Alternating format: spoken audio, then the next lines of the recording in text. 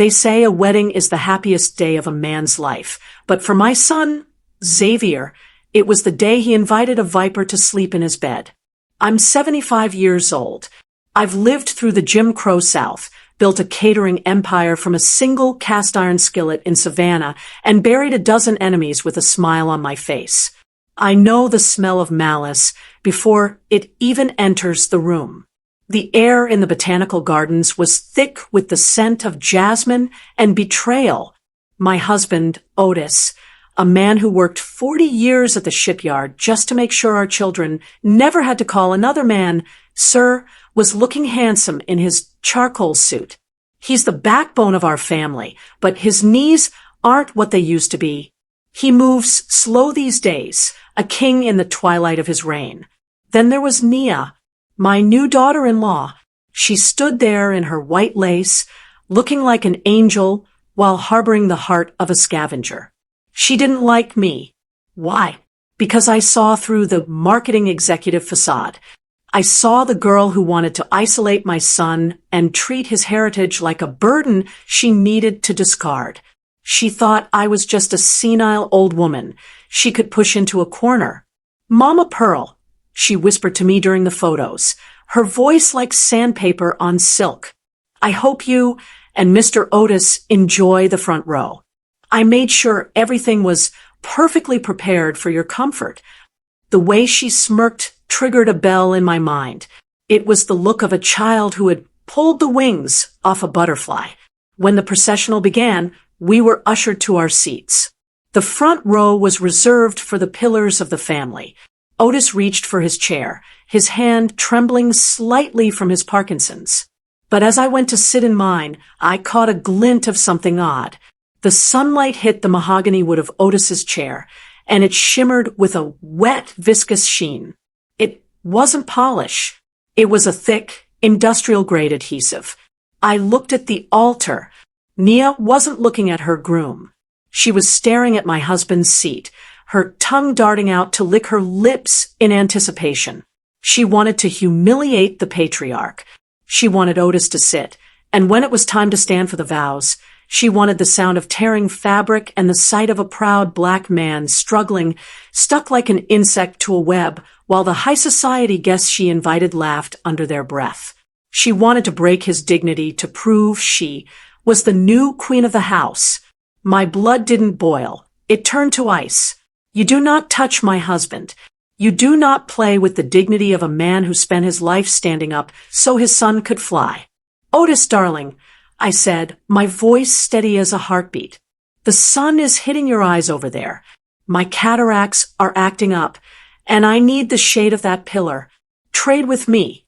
Pearl, the usher put us in these specific spots. Otis murmured, always the rule follower. Trade with me, Otis. Now, I didn't give him a choice. I stepped in front of him, blocking Nia's view. We shifted. I felt the heat of her gaze from the altar. She saw the movement, but from her angle, she couldn't tell who sat where once we settled behind the floral arrangements. I smoothed my silk dress, a custom piece that cost more than Nia's cheap ambitions, and I sat down. I felt the grip immediately. It was cold, then searingly tight. The glue began to bond my legacy to that chair. I didn't flinch. I didn't make a sound. I sat there with the grace of a statue, watching my son pledge his life to a monster. I felt the adhesive seeping into the fibers of my clothes, pinning me down. Nia was beaming now, convinced she had trapped the old lioness. She thought she had won. She didn't realize that by pinning me to this seat, she had just ensured I wasn't going anywhere until I dismantled her entire life. She wanted a show? I was going to give her a masterclass in vengeance. What happens when the mother of the groom refuses to stand up? You won't believe the scorched earth secret I revealed during the toast while literally stuck to my chair. If you think Nia went too far, wait until you see how I made her beg for mercy in front of her own parents. Click that subscribe button and ring the bell, because this Southern belle just rang the battle cry. You want to see how this viper gets handled? Comment justice below if you're ready for the next part. The ceremony began with the swell of a violin, a sound that usually brings tears to a grandmother's eyes. But as I sat there, I felt the chemical heat of that industrial adhesive seeping through my silk slip and biting into my skin. It was a cold, calculated sting. Nia stood at the altar, her veil fluttering in the breeze of the Charleston coast, looking like a portrait of innocence. Every few seconds, her eyes would dart toward my husband, Otis. She was waiting for the moment he would try to shift, waiting for the sound of tearing fabric or the sight of a grown man trapped like a fly on a strip of paper. She didn't realize I had switched seats. She thought she was looking at her father-in-law, the man who had built our family's brick-and-mortar legacy. Instead, she was looking at me, the woman who had defended that legacy for 50 years. I didn't move an inch. I practiced the breathing exercises my own grandmother taught me when the world grew too heavy, long, slow draws of air. My back stayed straight as a cypress tree. Beside me, Otis reached over and squeezed my hand. He didn't know. He just thought I was being my usual stoic self. "You okay, Pearl?" he whispered, his voice a low rumble that always centered me. "You're sitting awfully still." "I'm just taking it all in, Otis," I said, my voice as smooth as polished river stone. "Every single detail." I watched my son, Xavier. He looked so proud. He thought he was marrying a partner, a woman who would help him carry the weight of our name. He didn't see the smirk she flashed when the pastor mentioned for better or for worse. To Nia, for worse was a weapon she intended to use on us. I looked at the guests. On Nia's side sat the new money crowd she curated, influencers, junior executives, and people who used words like branding more than they used blessings. They were all scrolling on their phones, waiting for a moment to post. They wanted a spectacle. They wanted to see the old-school Savannah elite humbled by a modern woman. The pastor reached the part of the ceremony where he asked the congregation to stand. This was it. This was Nia's big reveal. "Please rise for the affirmation of the couple," the pastor announced. Across the aisle, the guests stood up with a rustle of silk and linen. Otis stood up beside me, his joints popping slightly, looking tall and dignified. But I stayed. I remained anchored to that mahogany chair, my hands folded neatly in my lap. I saw Nia's eyes widen. She looked at Otis, standing tall and free, and then her gaze dropped to me. The confusion on her face was delicious. She had spent all morning ensuring Otis's seat was a trap, but here he was, standing proud, while I sat like a queen on her throne. She began to fidget. Her bouquet trembled in her hands. She had expected a scene, a man struggling, a ripped suit, a moment of public shame. Instead, she got silence. She got the unwavering stare of a woman who knew exactly what had been done. I leaned forward just a fraction, ignoring the pull of the glue against my dress. I caught her eye and gave her a tiny, microscopic nod. It wasn't a greeting. It was a declaration of war. The pastor looked at me, confused. "Mother Pearl, is everything all right?" The entire congregation turned. Hundreds of eyes landed on me. This was the moment Nia wanted public scrutiny. But I didn't give her the satisfaction of a struggle. "My legs are a bit tired from all the hosting, Pastor," I said, my voice carrying to the very back row without the need for a microphone. "I'll stay right here. Please, continue with the union. I wouldn't want to hold up the festivities." Xavier looked concerned, but Nia's face was turning a shade of pale that no amount of foundation could hide. She realized the trap had snapped shut on the wrong person, and yet I wasn't screaming. I wasn't making a scene. I was sitting there, literally bonded to the furniture, and I looked more powerful than she did in her $3,000 gown. She had tried to humiliate my husband, but all she did was tether me to the front row for the rest of the night. She thought she had me stuck. She didn't realize that being stuck meant I had a front row seat to her destruction, and I wasn't going to leave until every one of her secrets was laid bare on that altar. As the ceremony moved toward the rings, I felt a vibration in my clutch. A text from my cousin, Silas, who was helping with the catering in the back. "Pearl, you were right. Found the receipt for the industrial glue in her bridal suite trash, along with something else. You're going to want to see this." I smiled. The glue was holding me down, but the truth was about to set this whole wedding on fire. The sun began to dip behind the moss-draped oaks of the garden, casting long, jagged shadows across the aisle. The pastor's voice droned on about patience and kindness, words that felt like a mockery coming from the mouth of a woman like Nia. I sat there, my spine pressed against the mahogany, feeling the glue fully cured now. It was a permanent bond.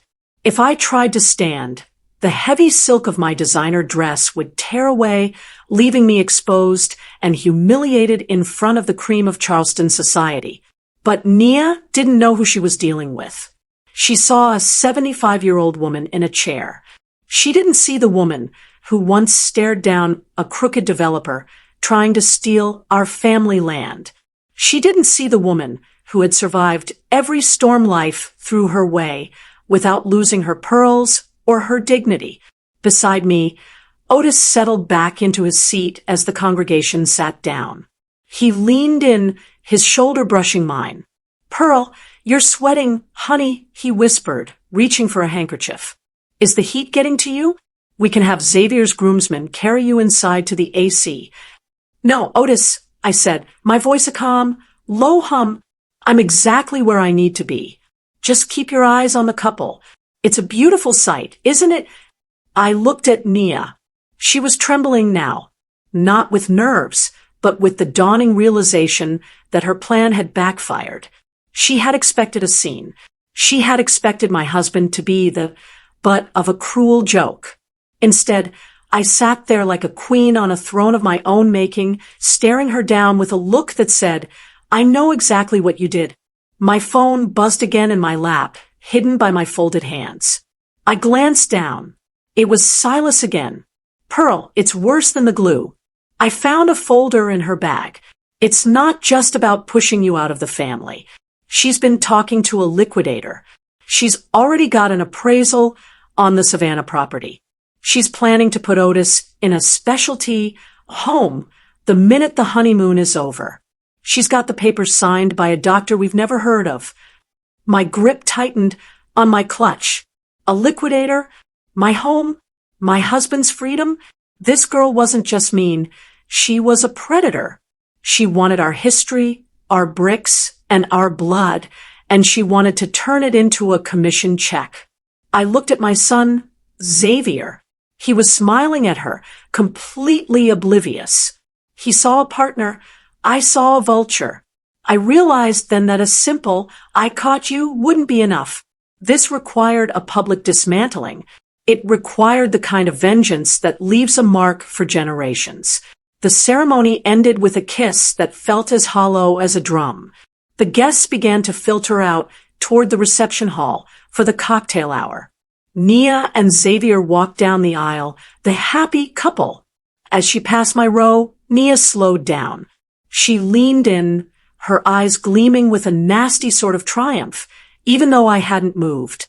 "Still sitting, Mama Pearl?" she hissed, so low only I could hear. "I told you I'd make sure you were comfortable. You look like you're really attached to that seat." "Oh, I am, Nia," I replied, a slow smile spreading across my face. "I'm so attached to this family that I'm not going to let a single thing slide. You should check your bridal suite. I believe you left something behind. Something about a liquidator." The color drained from her face so fast, I thought she might faint right there on the white runner. The smugness evaporated, replaced by a raw, naked fear. She opened her mouth to speak, but Xavier pulled her along to greet the next group of guests. I waited until the garden was mostly empty. Only Otis and a few of our close cousins remained. "Otis, I need you to go to the car and get my backup wrap. The heavy will won, I said. Pearl, it's 80 degrees out here. He protested. Just get it, Otis. And bring Silas back with you. We have some work to do before the reception starts. Once he was gone, I looked at the chair. I knew what I had to do. I reached into my clutch and pulled out a small silver sewing kit I always carry. I didn't try to pull the dress off the glue. I began to carefully, surgically snip the lining of my own gown. I was going to leave that chair with a piece of myself still attached to it, but I was going to enter that reception hall with enough ammunition to blow Nia's world apart. She thought she had me pinned down. She didn't realize she'd just given me the perfect excuse to stay exactly where I could see everything. The garden was nearly empty now, the golden hour casting long, skeletal shadows across the rows of mahogany chairs. I felt the humid breeze of the South Carolina coast pressing against my skin, but I remained as still as a tombstone. My silk dress, the one I'd chosen specifically to coordinate with the hydrangeas, was bonded to the wood with a strength that felt personal. Nia hadn't just used glue, she'd used a message. She wanted me stuck, sidelined, and silenced while she moved in on my family. But Nia forgot one thing. A woman who has spent 50 years in a kitchen knows how to handle a blade. I reached into my vintage beaded clutch and pulled out my small, silver embroidery scissors. They were a gift from my mother, sharp enough to snip through the toughest canvas. With the steady hand of a surgeon, I began to cut. I wasn't cutting the chair. I was cutting the very fabric of my dignity to save my family's future. Snip, snip, snip. The sound was rhythmic, a tiny heartbeat in the quiet garden. I carefully detached the outer layer of my skirt from the lining that was fused to the seat. It was a sacrifice, a $3,000 dress ruined, but I didn't care. I was carving my way out of a trap, and I was going to leave a piece of myself behind as a monument to her failure. Just as I freed the last thread, Silas appeared at the edge of the hedge. He looked around to make sure the coast was clear, his face a mask of cold fury. Silas was my sister's boy, a man who knew how to find things that people wanted to keep hidden. Auntie Pearl, he whispered, stepping onto the grass. You all right? You're sitting there like you've been planted. I was Silas.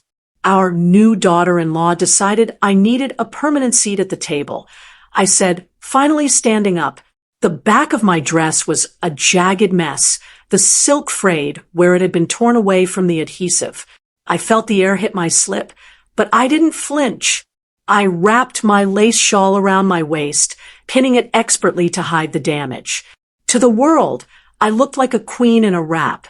Only I knew I was missing a piece of my armor. Did you get the folder? I asked, my voice dropping an octave. Silas handed me a manila envelope. I did. And Auntie, it's worse than the liquidator. I checked the doctor's name on those commitment papers Nia had drafted for Uncle Otis. Dr. Sterling. He doesn't exist. At least, not as a real doctor.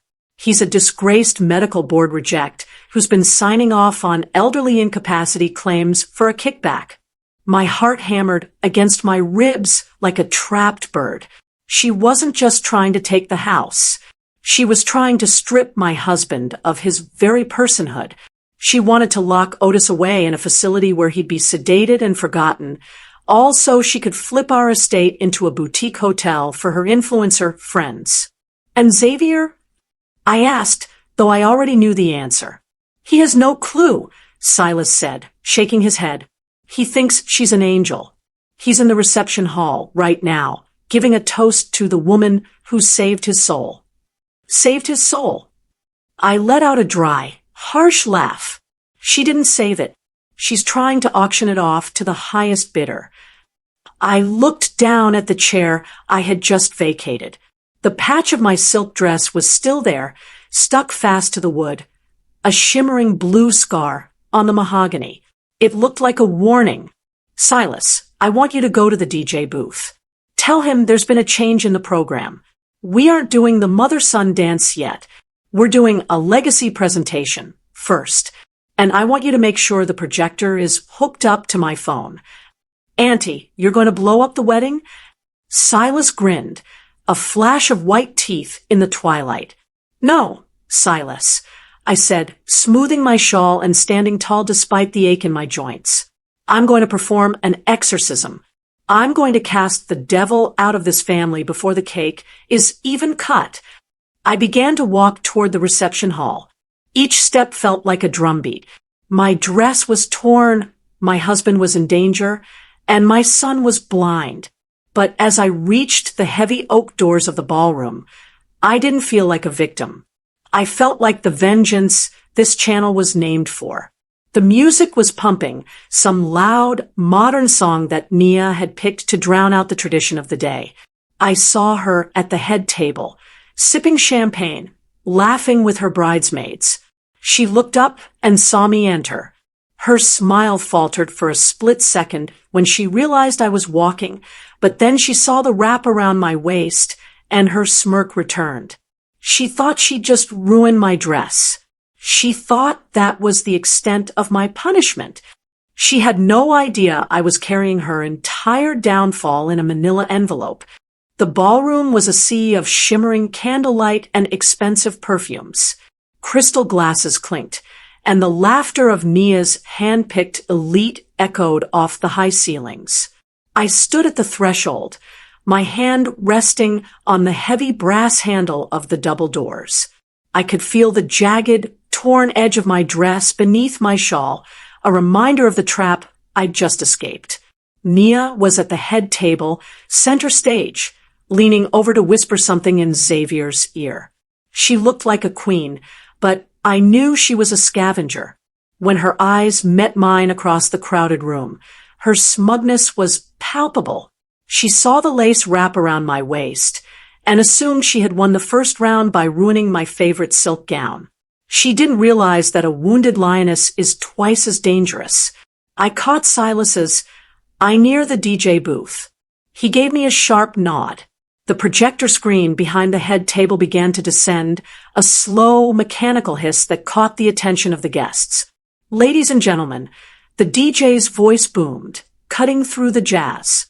Before we cut the cake, the mother of the groom, Mrs. Pearl, has a special tribute prepared for the new couple. A look at the legacy they are inheriting. The room went quiet. Xavier looked up, surprised but beaming. Mama, you didn't have to do that. Oh, son, I said, stepping toward the microphone at the center of the floor. My voice was steady, honey-thick, with a southern drawl that masked the razor blades underneath. I felt it was only right, especially after Nia made sure I was so attached to my seat during the ceremony. Nia's glass paused halfway to her lips. The color began to drain from her cheeks. You see, I continued, looking directly at her. Nia is very concerned about our family's future. She's been working behind the scenes for months. She's been so busy, she even looked into our real estate holdings in Savannah. She's so efficient that she already contacted a liquidator to put my home on the market. A collective gasp rippled through the room. My friends from the garden club whispered behind their fans. Xavier's smile faltered. Mama, what are you talking about? Click the first slide. Silas, I commanded. The screen lit up. It wasn't a childhood photo of Xavier. It was a high-resolution scan of a contract, the one Silas found in Nia's bag. It showed our family home, the one Otis built with his own sweat, listed for immediate liquidation upon the death or incapacity of the owners. And she didn't stop there, I said, my voice rising. She knew Otis, and I weren't going anywhere willingly. So, she sought medical advice. Silas, next slide. The screen flickered to a set of commitment papers. They were filled out in Nia's handwriting, citing dementia-related aggression for Otis and senile instability for me. At the bottom was the signature of the fake doctor, Dr. Sterling. She wanted to lock your father in a facility, Xavier. She wanted to strip us of our names, our home, and our freedom before the ink on your marriage license was even dry. The silence in the room was deafening. You could hear the bubbles popping in the champagne. Xavier turned to Nia, his face shifting from confusion to a mask of pure horror. "Nia," he whispered, "tell me this is a joke. Tell me my mother is mistaken." Nia stood up, her chair screeching against the floor. "She's lying. She's a bitter old woman who can't let go of her son. She hacked my computer. She's framing me because she didn't want me in the family." I didn't argue. I didn't have to. I simply reached into my shawl and pulled out a small, clear plastic bag. Inside was the receipt Silas had found, the one for the industrial-strength adhesive, purchased on Nia's personal credit card 3 days ago. Along with it was the piece of my blue silk dress I had cut away from the chair. "This is the fabric of the dress my son bought me for his wedding," I said, holding it high. "And this is the glue you used to try and pin me down, so I couldn't stop you. You wanted me stuck in that chair while you played your games. But honey, I've been outrunning people like you since before your mother was born." Nia looked at the guests. Her influencer friends were already filming, their phones held high. She wasn't seeing support.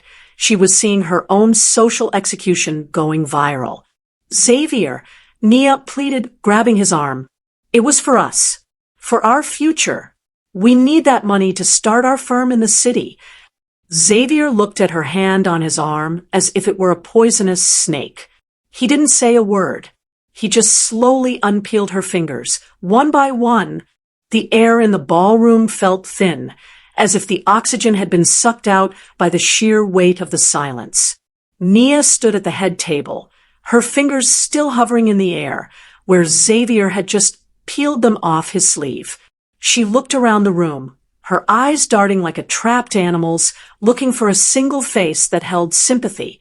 She found none, not even from her branding friends, who were now zooming in with their high-definition cameras, capturing every tear of her smudged mascara for their followers. "Xavier, listen to me," Nia gasped, her voice cracking. "Your mother is obsessed with the past. She's hoarding that property in Savannah when it could be a gold mine. We could have a life in the city. I did this for us." Xavier didn't respond.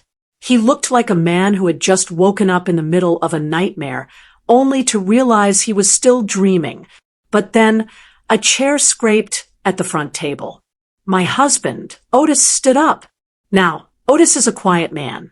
He's the kind of man who says please and thank you to the waitstaff and spends his Saturday mornings weeding the garden in silence. Most people think his quietness is a sign of weakness. They think that because he moves slow, his mind has slowed down too. He walked around the table, his gait steady despite the Parkinson's tremor in his left hand. He stopped inches away from Nia. He didn't yell. He didn't raise a finger. He just looked at her with eyes that had seen 70 years of hard-earned survival.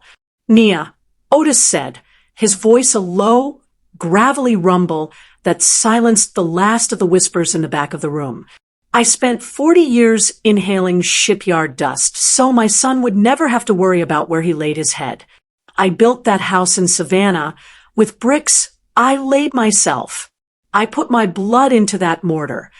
He leaned in closer, his shadow falling over her white lace dress.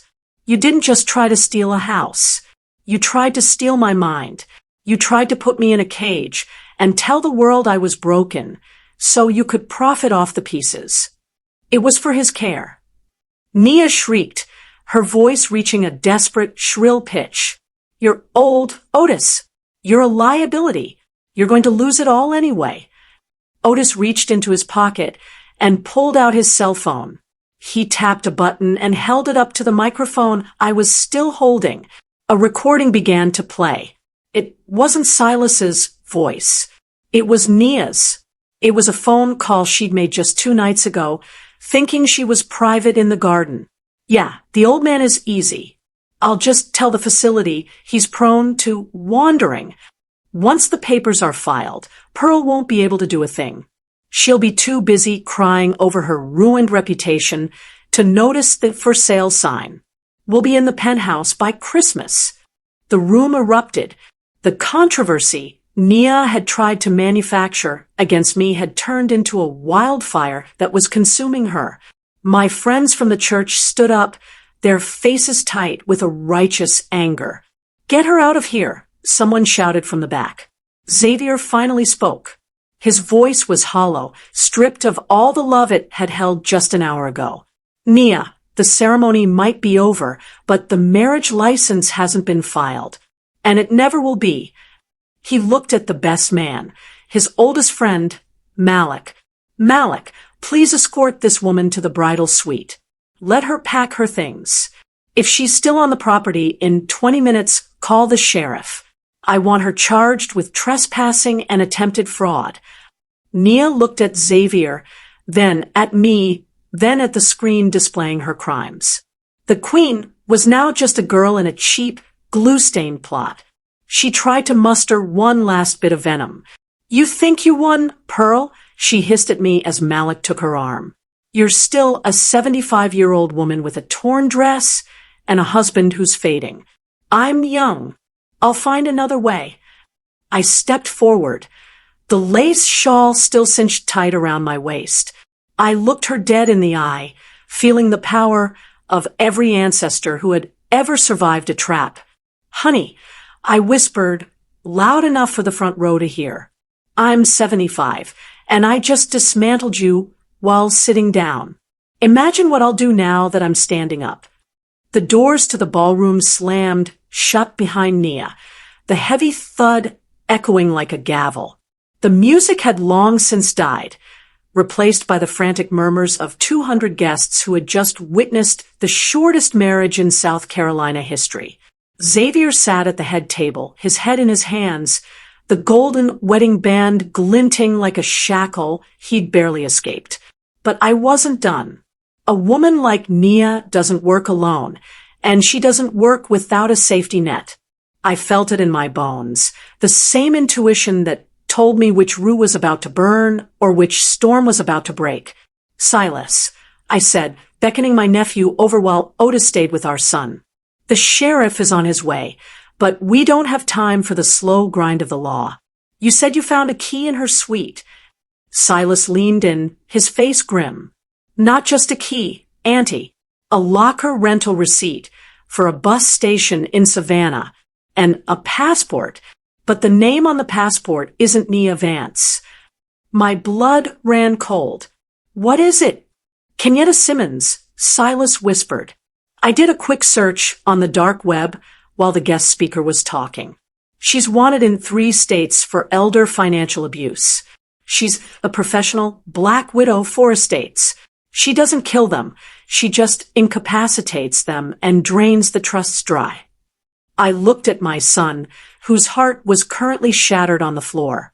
He hadn't just fallen for a gold digger. He'd been targeted by a predator. This wasn't a wedding. It was a heist. "Take me to the bridal suite," I commanded. "Auntie, your dress." "Forget the dress, Silas. I've got work to do." We walked through the ornate hallways of the manor, passing Nia's bridesmaids who were huddled together, whispering and checking their phones. They scattered like roaches when they saw me coming. I pushed open the door to the bridal suite. The room was a disaster. Expensive champagne had been knocked over, soaking into the white carpet. Silk robes were tossed aside. Nia, or Kenyatta, was frantically shoving clothes into a suitcase, her movements jagged and desperate.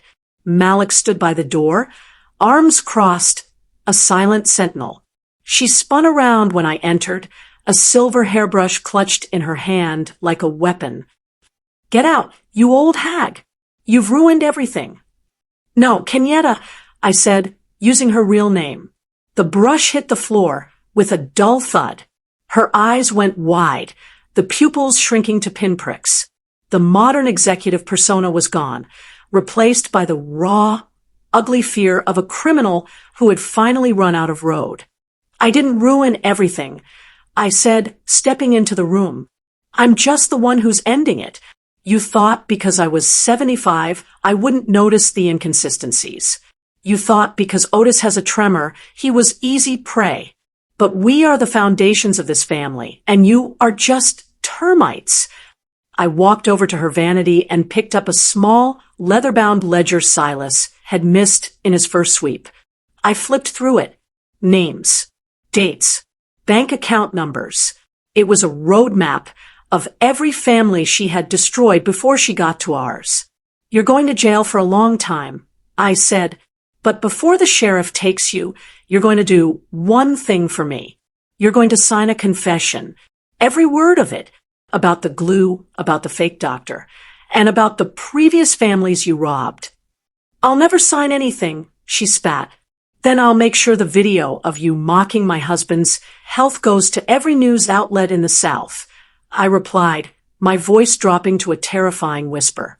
And I'll make sure the friends you invited today, the ones with the millions of followers, post the unedited footage of you being dragged out of here in handcuffs. Your brand will be convicted felon by midnight. I sat down in the velvet chair by the window. I didn't care about the glue or the torn fabric anymore. I was the law in this room. Silas, get the pen. I said, Kenyatta has some writing to do. Outside, I heard the distant wail of sirens. The law was coming, but the vengeance was already here, sitting in a chair, watching a predator realize she had finally bitten something she couldn't swallow. The sirens grew louder, a mournful howl that echoed off the marshlands, signaling the end of the masquerade. Inside the bridal suite, the air was thick with the smell of expensive perfume and the cheap stench of desperation. Kenyatta, I refused to call her Nia anymore, was hunched over the mahogany vanity, her hand trembling as she gripped the pen Silas had forced into her fingers. Right, I said, my voice as cold as a winter morning in the Low Country. Write how you planned to sedate my husband. Write how you intended to forge the deeds to our land. Don't leave out a single detail. Or, I promise you, the footage the guests have will be the least of your worries. As she scribbled her confession, Silas stepped out for a moment to retrieve the bag from the bus station locker. When he returned, he wasn't alone. He was carrying a rusted metal lockbox, and his face was ashen. He looked at me, then at the ledger on the table, then back at the woman in the white lace dress. Auntie, Silas said, his voice cracking. I opened it. You need to see the back of this ledger. There are names in here that go back a decade. But there's one name that shouldn't be here.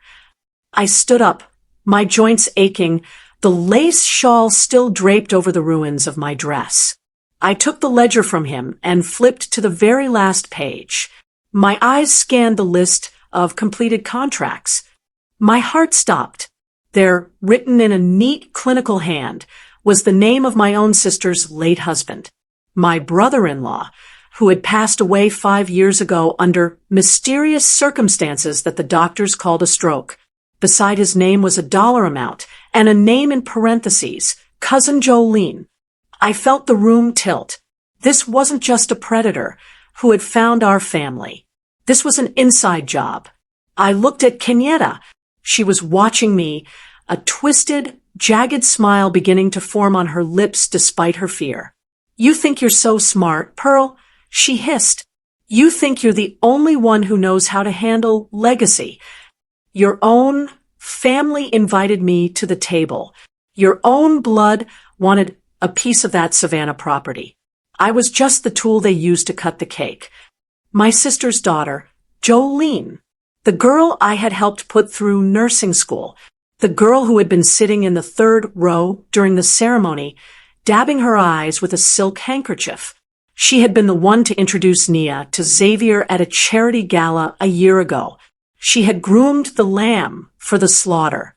The betrayal was a physical weight, heavier than the glue that had tried to hold me down. I felt a surge of vintage vengeance that made the previous chapters look like child's play. You can come for my house. You can even come for my husband. But when you betray the blood that fed you, there is no corner of this earth where you can hide. I turned to Silas. Where is Jolene? She's in the ballroom.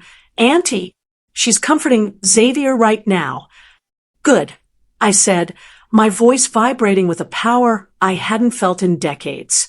Malik, the sheriff is at the gate. Let him in. Tell him he's here for a double arrest. Fraud, elder abuse, and conspiracy to commit murder. Kenyatta's smile vanished. Murder? You can't prove that. I don't have to prove it to the police yet, I said, leaning over her until she could see the fire in my eyes. I just have to prove it to the family. And in this house, my word is the gospel. I walked to the vanity and grabbed Kenyatta by the arm. I didn't care about the cameras or the branding anymore.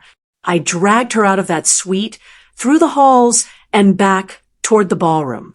My dress was torn, my heart was breaking, but my spirit was a god of war. We burst through the double doors just as the sheriff and his deputies entered from the other side. The guests gasped. Xavier looked up, his face tear-streaked.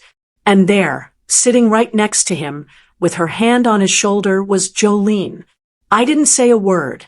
I just threw the ledger onto the table in front of her. It landed with a thud that sounded like a coffin lid closing. The ballroom, once a place of celebration, now felt like a courtroom at the edge of the world. The sheriff, a tall man named Miller, who had known my family since he was a boy, stepped into the center of the room. The metallic jingle of his handcuffs was the only music left.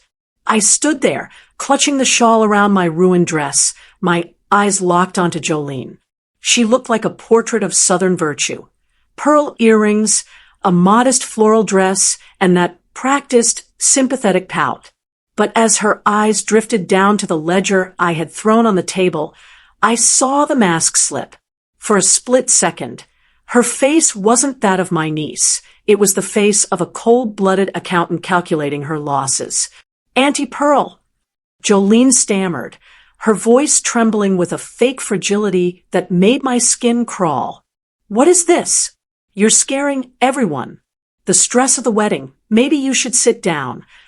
I've done enough sitting today, Jolene, I said, my voice cutting through her lies like a scythe through tall grass. I sat through a ceremony where my own blood relative watched a stranger try to glue me to a chair. I sat while you whispered poison into my son's ear, pretending to be his shoulder to cry on, while you were actually the one who sharpened the knife. Xavier stood up, looking between me and his cousin. Mama, what are you saying? Jolene found Nia for me. She's been the only one helping me keep it together. She didn't find her, Xavier. She hired her, I said, pointing a finger at the ledger. Look at the last page, son. Look at the payments made after your Uncle Raymond died. Look at the finder's fee listed next to your own wedding date. Xavier grabbed the book. As he read, the color didn't just leave his face. It seemed to leave his entire soul. He looked at Jolene, the woman he had grown up with, the woman who had shared our Sunday dinners and Christmas mornings. Jolene, he whispered, his voice cracking, you sold me? You sold our family for a percentage. Jolene knew the game was up. She didn't cry. She didn't beg. She stood up, her spine stiffening, her eyes turning into flint. And why shouldn't I? She hissed, the sweet girl persona evaporating. Everything goes to Xavier. Everything goes to the favorite son. I spent years taking care of Uncle Raymond. And what did I get? A mention in the obituary? You and Otis sit on that Savannah property like it's a kingdom, while the rest of us are drowning in debt. I just wanted my fair share. You don't take your share from the blood of your kin, Otis said, stepping forward, his voice a low, dangerous rumble. You ask. You work. You don't conspire with a professional predator to lock your own uncle in a cage. Kenyatta, seeing Jolene crumble, decided to save herself. She's the one who told me about the glue, she shouted, pointing at Jolene. She said it would be a distraction. She said if the old man was humiliated, Xavier would be so embarrassed he'd sign the power of attorney papers just to get everyone out of the garden. It was her idea. The room erupted. My friends, the pillars of the community, began to boo. The controversy was no longer a secret. It was a public execution of a reputation. Sheriff Miller didn't wait. He moved in, his deputies flanking him. Jolene Richards, Kenyatta Simmons, you're both under arrest for conspiracy, fraud, and we'll be reopening the investigation into Raymond Richards' passing. Let's go. As the handcuffs clicked into place, the sound was more satisfying than any wedding bell I'd ever heard. Jolene looked at me, her eyes filled with a pure, unadulterated hatred. You're still stuck in the past, Pearl. You're a dinosaur. Maybe so, I said, smoothing my shawl over my torn dress. But this dinosaur still knows how to protect her nest. And you're just a memory we're going to forget. As they were led away, the silence that followed was heavy with the weight of what we had lost. But as I looked at Otis and Xavier, I knew we had saved the most important thing, our truth. The ballroom was a graveyard of broken dreams and discarded lace. The police cruisers had pulled away, their blue and red lights fading into the thick South Carolina mist, taking the vipers with them. The guests remained, frozen like statues in a gallery of scandal. They were waiting for a breakdown. They were waiting for me to crumble, to weep, or to hide my face in shame. They clearly didn't know who I was. I walked back to the head table. My dress was a tattered mess beneath my shawl. My heart was heavy with the weight of Jolene's betrayal, but my head was held high. I picked up a fresh glass of sparkling cider, no more champagne for this house, and tapped it with a silver spoon. The ring echoed through the hall, a clear, sharp note of authority. Ladies and gentlemen, I began, my voice amplified by the DJ's microphone. Tonight, you expected to witness a union. Instead, you witnessed a pruning. In a garden, if you don't cut away the rot, the whole tree dies. Tonight, we cut away the rot. I looked at my son, Xavier. He was sitting at the edge of the stage, his head up now, watching me with a mixture of grief and newfound clarity. He looked older, wiser, and finally free of the fog Kenyatta had cast over him. To our guests, I continued. I apologize that the party didn't go as planned. But the food is paid for, the music is here, and my husband is still the finest man in this county. We are going to mourn a marriage that never was. We are going to celebrate the strength of a family that cannot be broken, not by glue, not by greed, and certainly not by a girl who thought she could outplay a woman who has survived 75 years of games. I turned to the DJ. Play something with some soul. Something our ancestors would recognize. As the music started, a deep, soulful groove that made the floorboards hum, I walked over to Otis. He stood up, his hand trembling slightly, but his eyes were bright with pride. He took my hand, and right there, in front of everyone, we began to dance. My torn dress fluttered, the jagged edges of the silk visible to everyone, but I wore it like a badge of honor. It was the uniform of a survivor. But the real vengeance, the aggressive finish, that happened the next morning.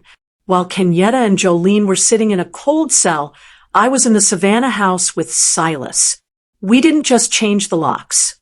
I had Silas take every single piece of evidence we had, the ledger, the recording, the video of the glue, and the medical fraud documents.